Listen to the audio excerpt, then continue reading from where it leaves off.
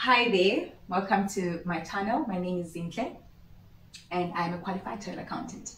So I currently live in UK, but I'm from South Africa and I qualified as a CA in South Africa.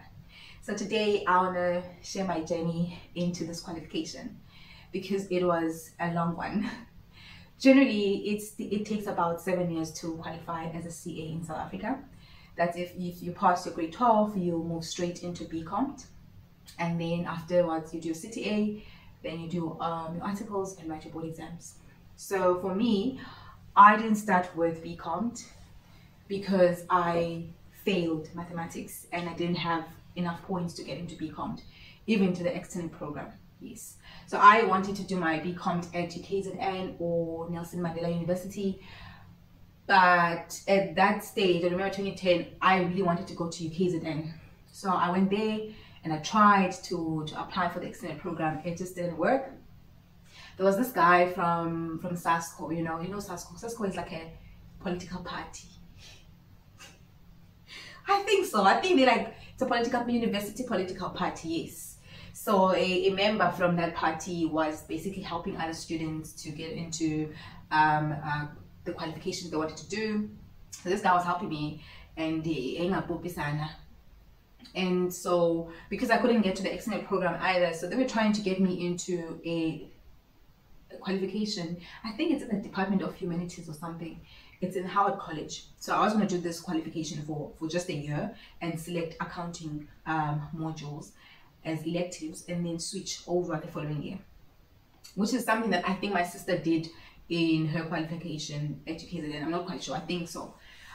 But it was just not going to work for me. I looked at it, I was like, no, this was something totally different from accounting, and I felt like I was going to dismally fail. And also the fact that the accounting was in Westfield campus and this humanities course is in Howard. So I was going to do modules in different campuses, meaning I had to travel in between. I think there are buses though in between campuses, but I still felt like not for me. So I agreed at first. I went home. I remember I came back 3 weeks later with my sister. We went there again. But then I was just like, nope, I don't think I'm going to be able to do this. We visited my sister's friend that day after we came from the college.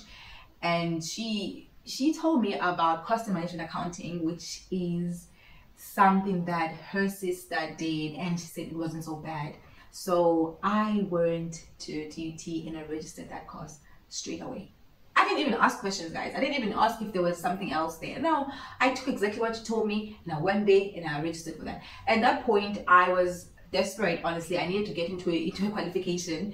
Otherwise, I wasn't going to study that year. And I was also not looking into improving my maths. I wasn't.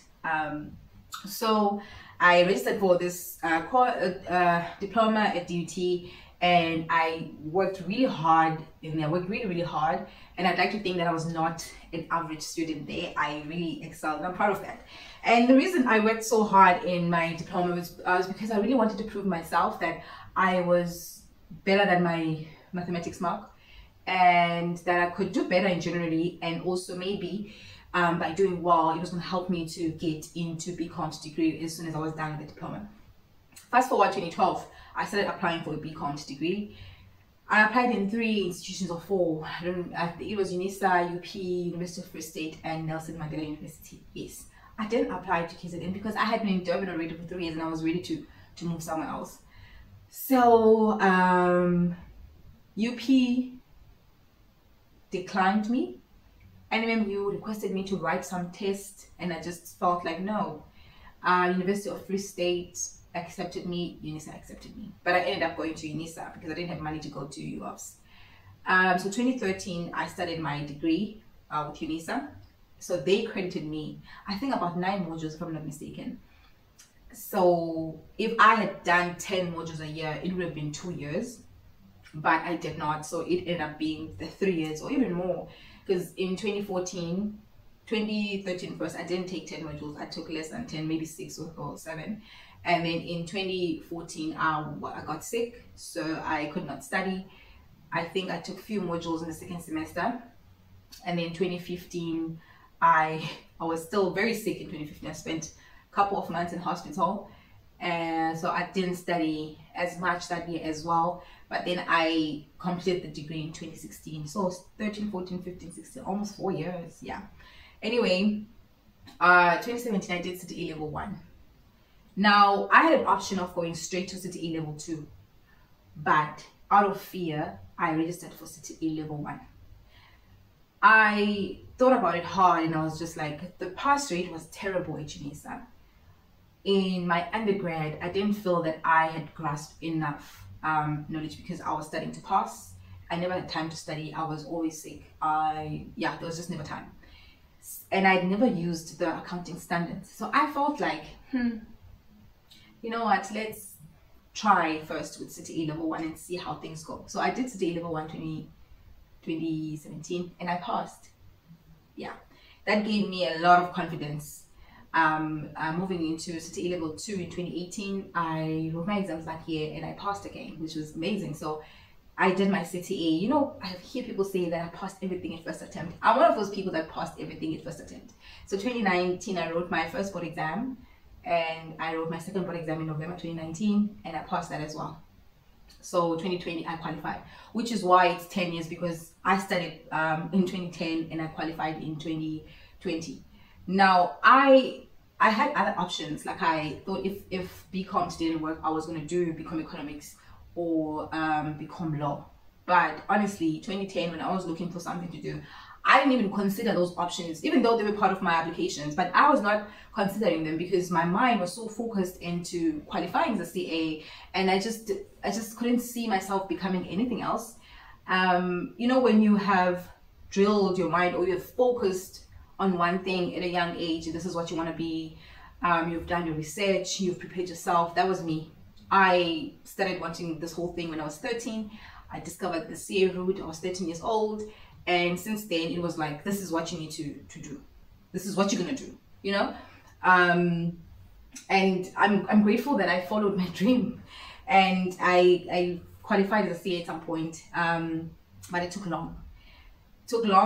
But in the journey of 10 years, there's a lot that I learned about myself. I learned to be kind. I learned to love myself. I learned to be patient with myself.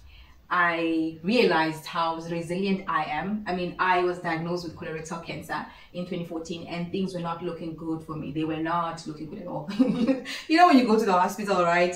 And they tell you that this is wrong and they send you for another test and they find something else and then they do. That was me. So I was sure that I was going to die. And I remember 2014 when I had my second surgery, which was the worst one. Really praying to God that I'm just asking to just get this one thing in my life. I hadn't done anything significant, and I felt like I just want to see one thing in my life coming true, like one of my dreams coming true. So I remember asking God for this, and I told myself from that day that, you know, I'm gonna work for it, and I'm gonna work hard for it, and I'm not gonna stop until I get to it. And I'm so proud that I did that. So I just wanted to say that, you know, there are many ways for which one can become a CA these days. And I still feel like even if you don't have the best marks from grade 12, it doesn't necessarily mean that you can't get into this qualification. You must just do your research, because I also found out that when you have a national diploma, you can just basically do the advanced diploma, which is a year at UNISA, and then you can go straight to CTA. That's another option. Another option is to I think you can start by doing a higher certificate if you didn't have like good marks at UNISA or other institutions, and then get into BCom. There are other ways now is when you get your SEMA qualification, I think you can go and write ITC and APC and do articles. So there's becoming more and more ways for one to get into the qualification, or they've always been there. I just didn't know, I guess.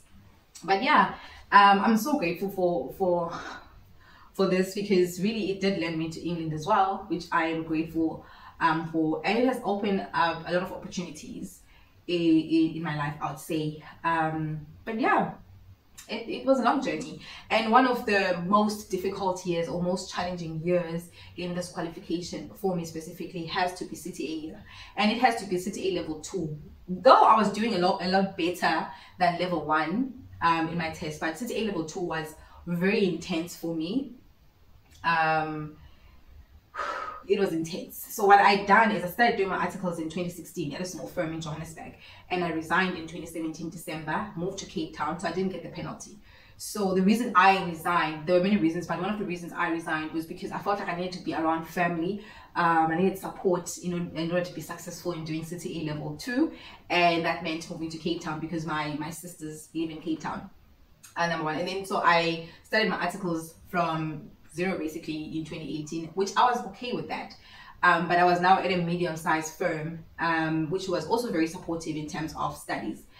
So 2018, I was focusing on passing City A. I had a bursary to study, which was granted by UNISA, by the way.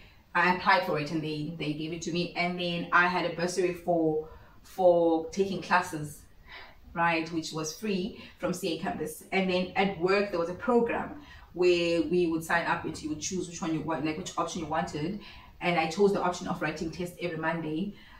So I had a lot of support at home, at work, like everywhere. All I needed to do was pass. So that's why it was quite challenging, because I felt like there was just a lot of people involved now in this whole thing. And work, by the way, that time they would basically send an email of who passed at the end of the year.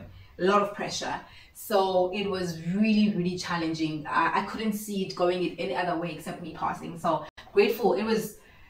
It's one of the years where I feel like I really worked hard and I reaped the rewards. Like I could see at the end of the year, I was like, okay, I'm so proud of myself. I still got 50s. I still got 50s, but you know, 50s a passing City A. So yeah, that's my story.